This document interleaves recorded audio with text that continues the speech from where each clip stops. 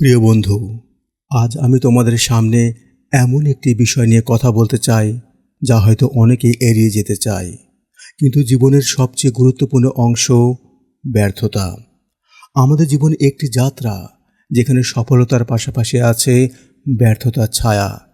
কিন্তু যাদের সাহস আছে তারা জানে ব্যর্থতা আসলে শেষ কথা নয়, বরং এক নতুন সুযোগ, নতুন পথের শুরু।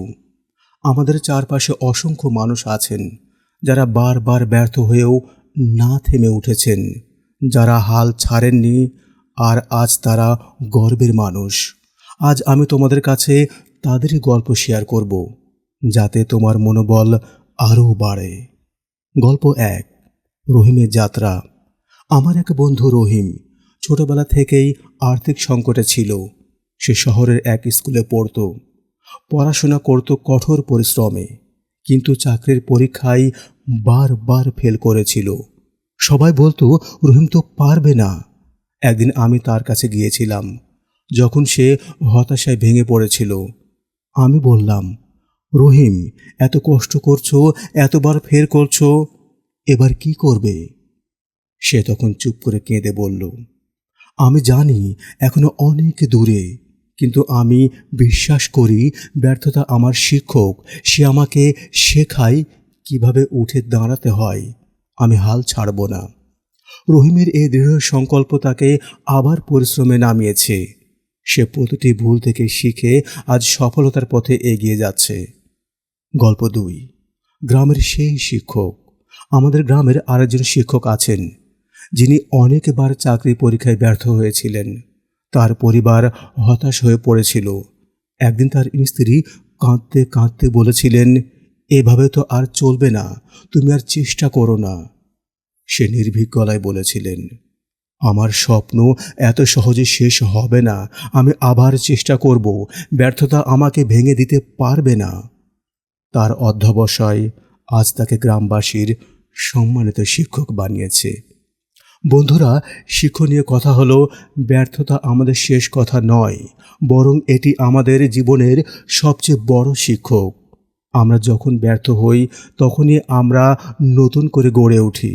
যখন আমরা হারি তখনই আমরা সঠিক পথে এগিয়ে যাওয়ার শিক্ষা পাই।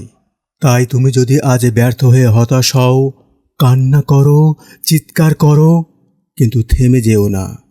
তোমার ভেতরে রয়েছে শক্তি, সম্ভাবনা আর সাহস। তোমাকে শুধু সেই শক্তিকে জাগাতে হবে, নিজের উপর বিশ্বাস রাখতে হবে। ব্যর্থতা আসলে তোমার অন্তরকে শক্তিশালী করে।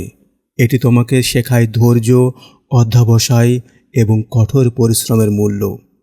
আমাদের অনেক সময় মনে হয় আমরা একা, আমাদের কেউ বোঝে না, কিন্তু আসলে আমরা সবাই একরকম।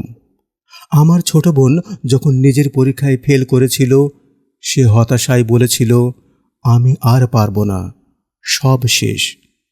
আমি তাকে বলেছিলাম, তুমি পারবে, শুধু নিজের উপর বিশ্বাস রাখো। ব্যর্থতা শেষ নয়, শুরু। আমি তোমার পাশে আছি। আজ সে তার জীবনের সবচেয়ে বড় স্বপ্ন পূরণে এগিয়ে যাচ্ছে। নিজেকে তুমি নিজে প্রতিশ্রুতি দাও। বন্ধু, আজ থেকে নিজেকে বলো, আমি হাল ছাড়ব না, আমি উঠে দাঁড়াবো, আমার স্বপ্ন পূরণ হবে। যতই বাধা আসুক, যতবারই পড়ে যায় না কেন, আমি আবার চেষ্টা করব। আমি নিজের ভবিষ্যতের জন্য দায়বদ্ধ। সফলতার চাবিকাঠি হল ধৈর্য, বিশ্বাস আর অধ্যবসায়। সবশেষে বলবো, আল্লাহর উপর ভরসা রাখো। কঠিন সময় আসবে, কিন্তু আল্লাহ যাকে ভালোবাসেন তাকে পরীক্ষা দেন। তুমি যদি তার উপর ভরসা রাখো, তুমি কখনো হাল ছাড়বে না। তুমি পারবে, তুমি সফল হবে। প্রিয় বন্ধু, জীবনের এই যাত্রায় হাল না ছাড়ার অঙ্গীকার করো, কারণ তোমার সফলতার গল্প শুরু হতে চলেছে। ধন্যবাদ।